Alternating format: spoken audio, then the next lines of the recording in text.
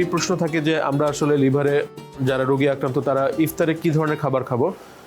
তো সব ক্ষেত্রে আমাদের আসলে পরামর্শ থাকবে যে কখনোই ইফতারে একসাথে অনেক বেশি খাবার খেয়ে ফেলবেন না।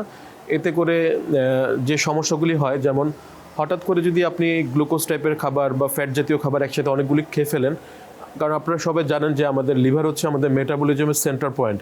যে কোনো খাবারই খাই, সেটা কার্বোহাইড্রেট, ফ্যাট, লিপিড সব কিছুই আলটিমেটলি আমাদের লিভারকেই মেটাবোলাইজ করতে হচ্ছে। তো হঠাৎ করে যদি আপনি একসাথে বেশি খাবার খান, তখন বডিতে ইনসুলিনের মাত্রাটা হঠাৎ করে বেড়ে যায়।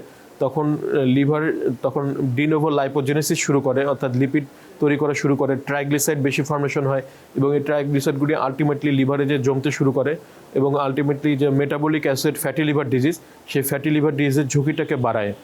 সুতরাং কখনোই একসাথে বেশি খাবার খাওয়া উচিত না। আমরা যেটা পরামর্শ দিই যে আপনি যখন রোজা শেষ করে ইফতার শুরু করবেন, দুটো খেজুর, একটু পানি, একটু শরবত এভাবে দিয়ে রোজাটা ভেঙে এরপরে যখন নামাজ পড়ে তারপর আপনি বাকি খাবারগুলি খান, সেটাও পরিমাণ মতো এবং অবশ্যই স্বাস্থ্যসম্মত।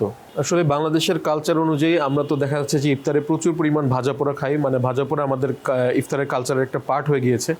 কিন্তু যদি আমরা এই ভাজা পোড়াগুলি অতিরিক্ত পরিমাণে খাই, এর মধ্যে কিন্তু প্রচুর পরিমাণে আপনার ফ্যাট থাকছে। যে আমরা তেলগুলি রান্নার জন্য যে তেল ব্যবহার করছি, এই তেলগুলি কিন্তু শরীরের জন্য ক্ষতিকর, কারণ এই ফ্যাটগুলি আলটিমেটলি বডিতে জমা হচ্ছে এবং এগুলি লাইপোজেনেসিস করে লিভারের ভিতরে জমা হচ্ছে। এবং অবশ্যই ভাজা পোড়ার কারণে আরেকটা যেটা সমস্যা হয় সেটা হচ্ছে যে দেখা যাচ্ছে বেশিরভাগ ক্ষেত্রেই অনেকে হাইপার অ্যাসিডিটি নিয়ে আমাদের কাছে আসছে, যে লিভার ইফতারের সময় অতিরিক্ত ভাজা পোড়া খাওয়ার পরে হঠাৎ করে তাদের অ্যাসিডিটি বেড়ে গিয়েছে, তাদের বদহজম বেড়ে গিয়েছে, তাদের পেট ফাঁপা ভাব থাকছে, পেট ব্যথা শুরু হচ্ছে। তো এই ধরনের সমস্যাগুলি হচ্ছে হঠাৎ করে যখন তারা একসাথে অনেক বেশি ভাজা পোড়া খেয়ে ফেলছে।